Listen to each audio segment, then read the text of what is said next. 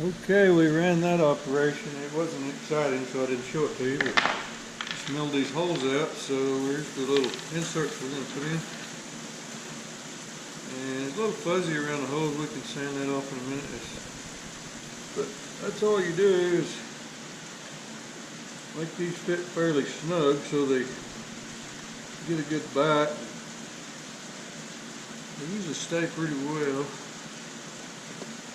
You don't get too tight when you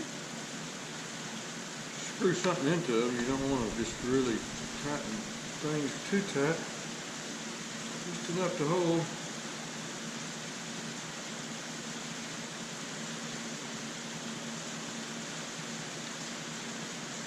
Yeah, I was running my laser on here on some weird projects the other day. That's why all these burnt marks are on this. This is a fixture I use when I make the Wahoo boards. We repeat those. We bolt these down on here every time. Same zeros, same everything. And my wife sells those occasionally to people, so yeah, we need to make a couple today actually. I don't know if I'll get around to it.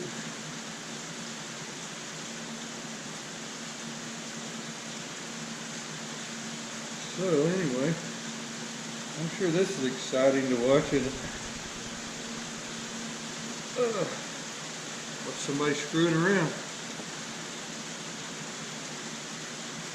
I did get the router is coming on and off automatically with that M8 and M9. So it's working well. If I can show you that here in a minute if you're interested to. There's not much to it. I can show you how to edit your post-processor if it doesn't already work that way. Or I can send you this one. It doesn't matter to me. Just if you need some help installing your post-processor, holler at me. We can work through that. Alright, those are in and ready to go. And I have a whole assortment of bolts, different lengths like this, so they'll screw right through here. These inserts are a little bit rough. Sometimes I may have to take a tap. That's one thing I don't like about these cheap inserts from the Longmill company. They seem to be kind of a cheap metal or something, but sometimes I can take a tap and just kind of chase them a little bit and they work fine. Once you get the burr out of them or whatever it is, I'm sure they were cheaply machined or something. So, anyway, let's come around the other side here, this messy shop, and I just have this IoT. They call it an IoT relay right here. So the wire just goes to your longboard. Mine's down here under it. You can't really see, but it goes to the coolant. What it says coolant on the longboard, and that's it. It just turns this on and off. This goes to the router right here, and you can also run your vacuum cleaner or whatever else if you need to for your dust collection. I've got this. Whoa, it's a mess in here. This is a 2-stage rigid. This is a pretty quiet unit here, really good. I know that Joe Lazaro or whatever was arguing with me one time on a post saying there ain't no way it's quiet. My rigid was loud. That's not a cheap rigid. That's an expensive, like a commercial grade, and it's pretty quiet actually. So anyway, let's get on to the next stage. I'll get the board up here and clamp down. That's why I added these 2 holes here to where the clamping is going to be. And so, sorry for moving you around so much. This is the board that'll lay here. I've got some centers marked on that, so I'll line that up and clamp it down and get the holes in it, and then I'll take it and clean it up a little bit and bolt it down and get rid of the clamps. Remember, we're just going to bolt the outside first till we get that inside pocketed out, and then we'll bolt it down there. So, all right, well, we'll get back in a little bit and finish this up. Alright, boys and girls, so we're going to start doing this. I did set this up, like I said, with some clamps, and it's kind of dangerous. That's why, if you remember, we programmed that to miss all that, and I did use the auto set, even though I don't always use this auto zero touch plate. This is the auto zero touch plate, not the normal one. And this is also from CNC Labs, this dust collection deal. It works really well, and I did make this for some of you that hadn't watched me talk about that before. I did 3D print that, so we're about ready to go. And remember how we programmed that to go around the clamps right here. Remember this move that it's going to make here, and also this one right here that's going to chase away from everything afterwards. So it looks like it's set right. I've got the zero set with everything. It's raised up 272 on the Z, and I'll let you see some of this, but I'm not going to make you watch this. We're going to have to change tools a few times, and I may show you some of that, but we can watch this a little bit. But I've got the feed set a little too low on this. I'm going to have to speed it up some, I think. So let's just see it a little bit here. And so watch, I'm going to push start, and it's going to automatically turn everything on. Like I said, I got the IoT relay hooked up, so hopefully it'll come right on and go. So let's just make sure nothing bad happens here. And here we go.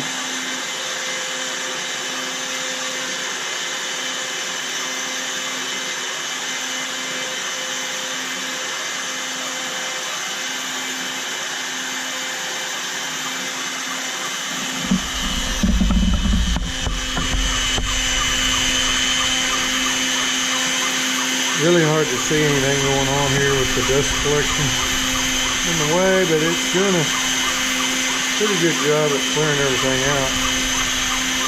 Except I didn't turn it on yet. I'll turn on this vacuum. It's not all that loud, actually. Like I said.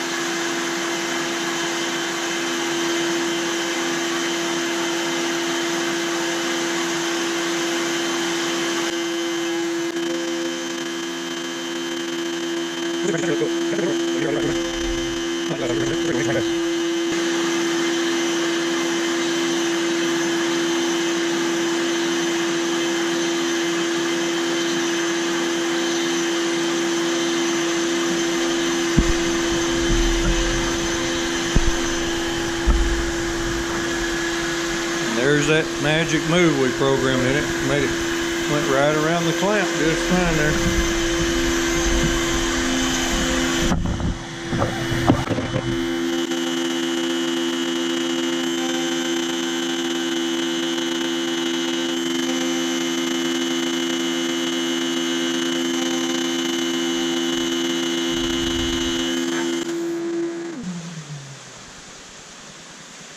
Okay, there it went, and because my holes are not on the same zero, I actually was centered on that zero, I'll have to take that loose.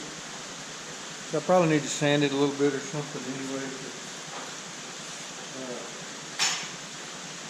But they should line up. It's the same hole pattern, it's just that they may be not sitting exactly over the top of them. We'll see. That doesn't really matter.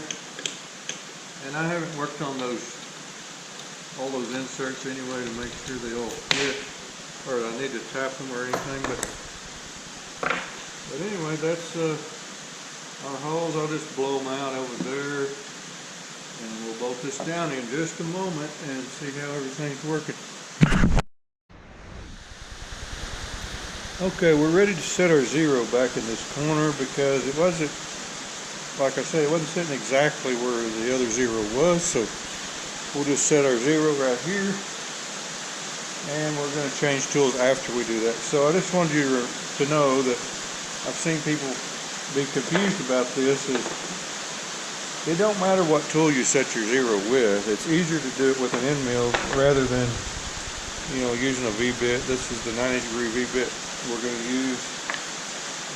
It doesn't really matter. You could possibly do it with this, but it's not really that great. So this is the easy way. And I could set it any, you know, there's other ways to set it, but this will work. So let's bring this over here. In fact, I've got a macro set in the machine. I can just go to my XY0.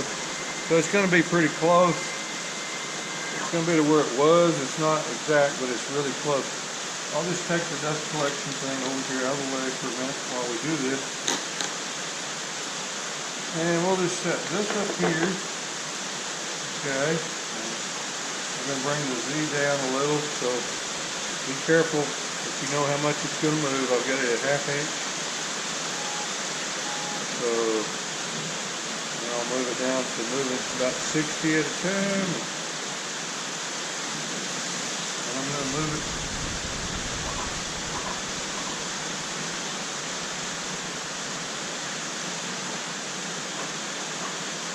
Just moving it to where it's sitting somewhere in that flat area. I know you can't see this all that well from right there. Now I'm going to put the magnet on the spindle right there, or collet, whatever, so it's grounding. I know you can't see the screen. I'm just going to walk you through it. I'm just going to hold pressure on this so it won't move around. I'm going to push probe. It's best to do the Z first, then the X, Y next, because if you do Z and X and Y at the same time, I have had it act up, and it's never acted up if I do it this way. So I'm going to set the Z first. Actually, we don't even need to set the Z, but I think it helps it know where it is when you do that. So we'll just do it that way just to show you. So here's the Z. I'm going to push probe, then it wants you to touch it. Got the green dot on. Now we can push start probe.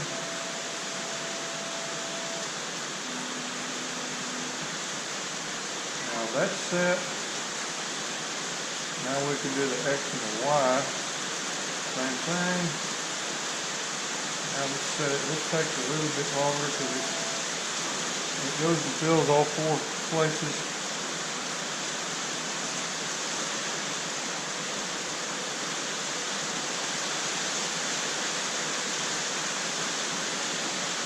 Raining pretty hard. I know it's hard to hear me probably.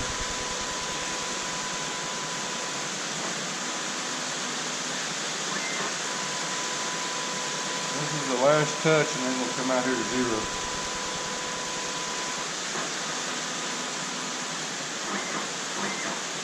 Alright, so that's zeroed right there in the lower left corner. So we're done with this. And put it up.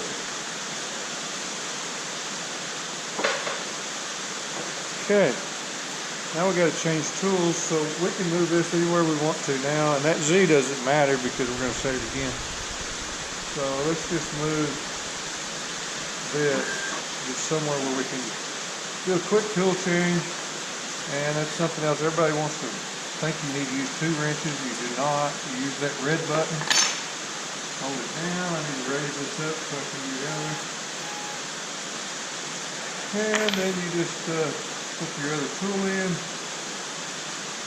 hold your red button, get it snug and down. I'm hoping I got enough. Same thing, just snug it down. It doesn't have to be monkey tight. Now I got to be sure that I can reach. I think we're going to end up going down about nearly 200 thousandths. I just got to make sure I'm not going to reach the end of my travel here. So,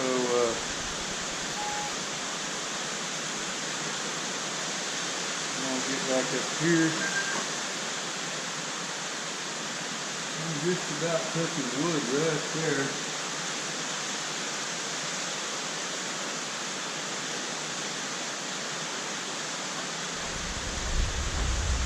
Alright, so now I'm going to come back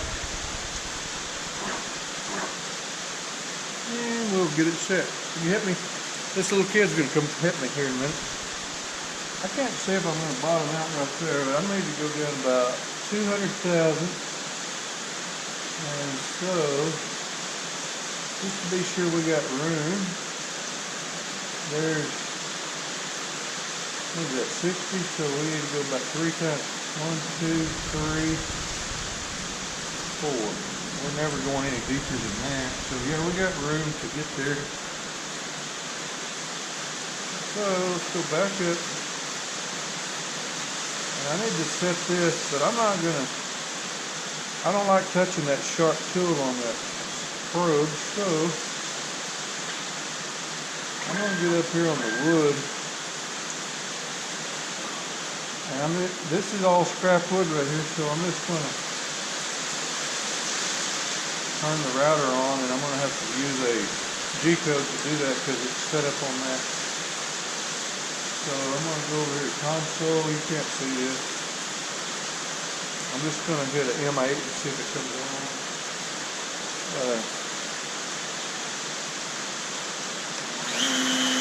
Alright, so the spindle's on. And I'm just going to come down a little bit until I'm hitting wood.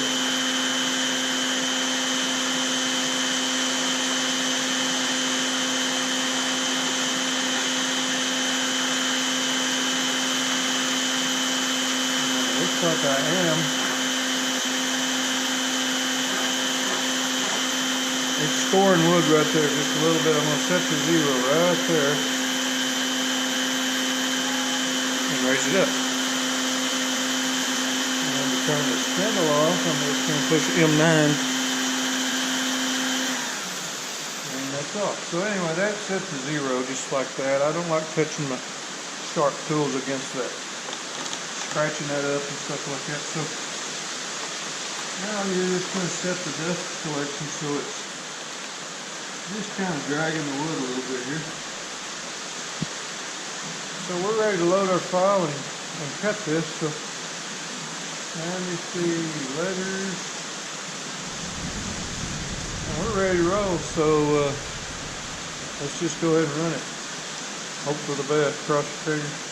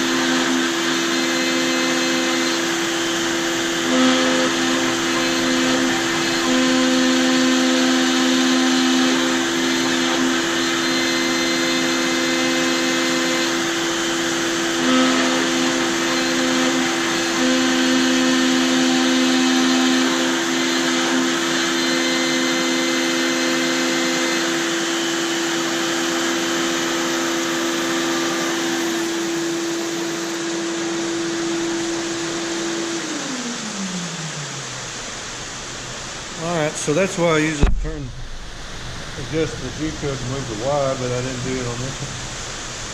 So I'll just move this about 10 inches this way. So anyway, that's how it turned out. Looks pretty good. Alright, we'll go to the next tool, and I know you don't want to see all this, so we'll come back here in just a little bit. Alright, I got the tool changed, and we're going to pocket that out now, so we'll turn the vacuum on and we'll roll.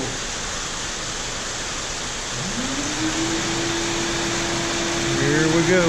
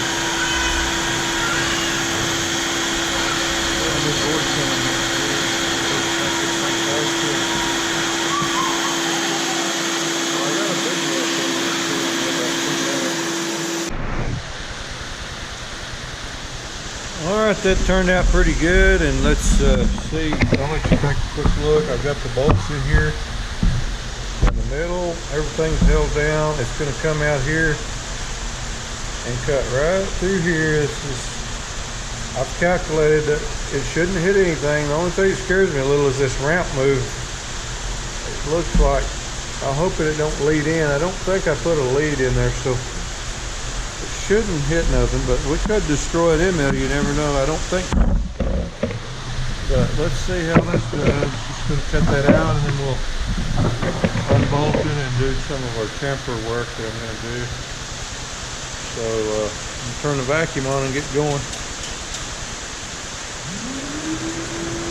The rain's still coming down hard if you hear all that noise in the background.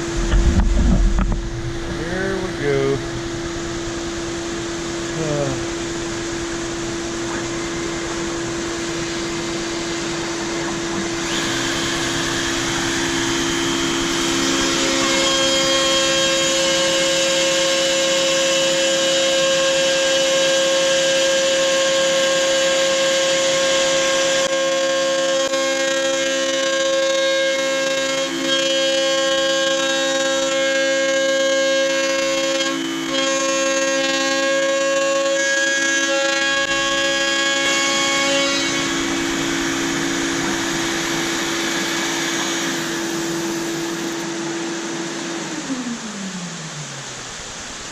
Alright, 2 minutes, about 2.5 minutes on that cut. That wasn't bad. So let's get this out of our way.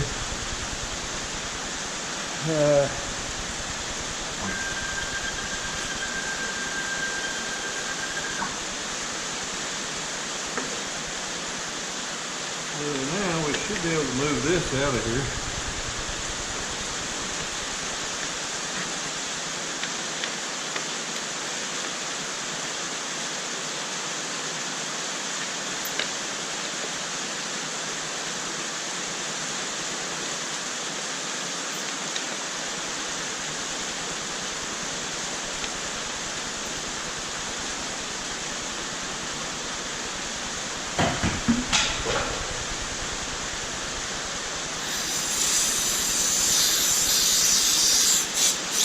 Stuff kind of got trapped in there.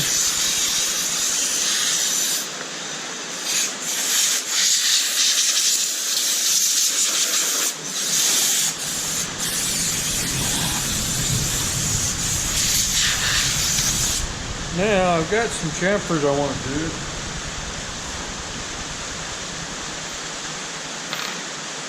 I think it's going to be close to hitting this, but I don't think it's going to hurt it. We got to change tools, so it's going to be that same tool we used earlier. So let me move you over here out of my way a little bit. And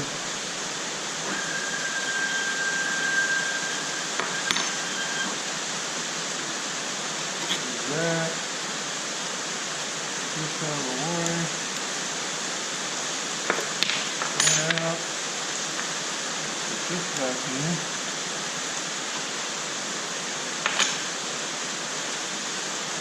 Kind of hanging out a little bit. We're not doing any hard cuts here, so we'll make sure it'll reach real easy down there.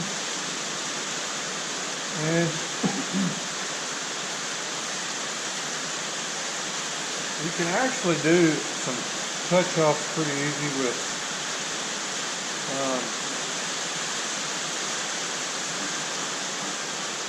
we're zeroed on the top of this still. We haven't touched that.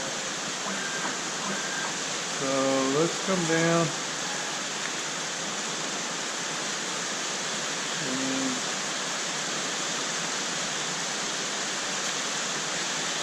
just take a piece of paper pretty quick like and find that.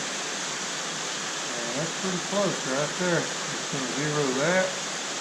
Push the zero on there. Now I can raise it up.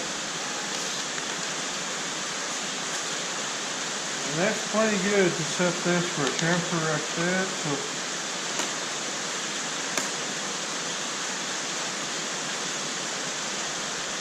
alright, I'm going to load that file. We've got chamfer number 1. Alrighty, it's just going to chamfer this edge right here. So let's go with that. Let me turn on the vacuum again.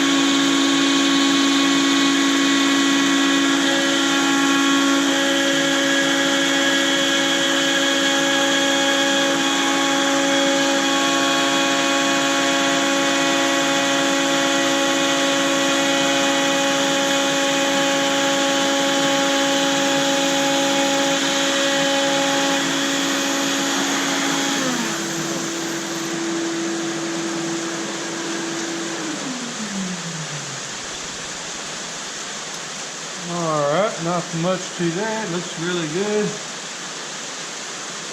Let's go ahead and load the other one. Number 2.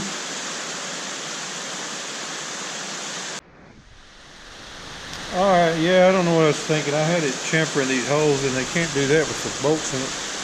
So all we're going to do is chamfer this and that's it. We'll be done. So let's turn the vacuum on and go. Just a real light chamfer. I hope it does okay here.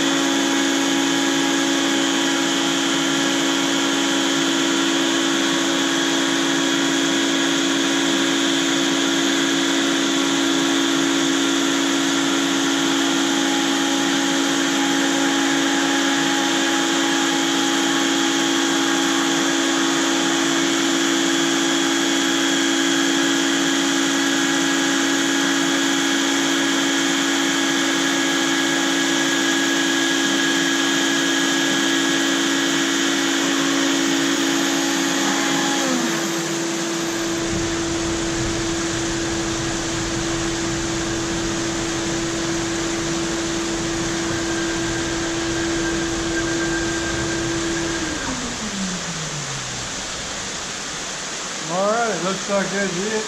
Looks like it cleaned it up pretty good. Let's get it out of here.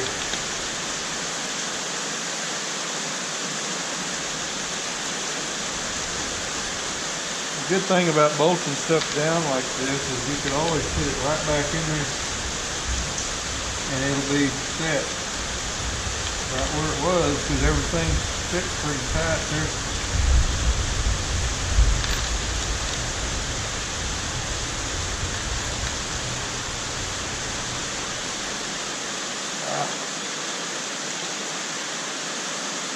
Kind of stuck there. There we go. Alright, so this ain't nothing I wanted to do other than to show you how to do some simple projects. I could see if my wife wants to paint this. I think you could paint this and then just sand off the top of it or something. But, yeah, you could even bolt it back down and surface the top if you wanted to. But it usually looks okay. I don't know if you can see this. The chamfers right here look pretty good. I just did a real light chamfer right there. I can usually just run a little light sanding.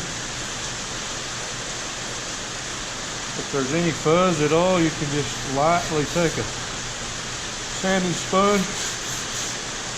I mean, just very lightly. This is MDF to knock any little fuzz off of it. You know,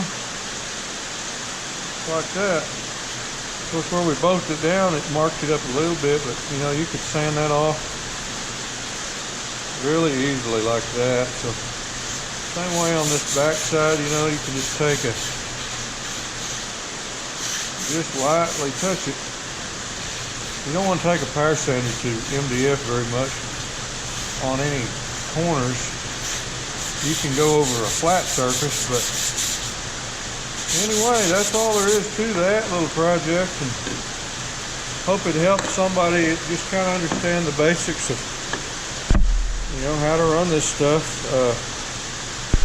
You can do this real easily. There's nothing much to it. So anyway, if you have any questions about anything that we did here, I'm sure I made plenty of mistakes. I'm just showing you how to do some simple things like this. So appreciate you watching and following along.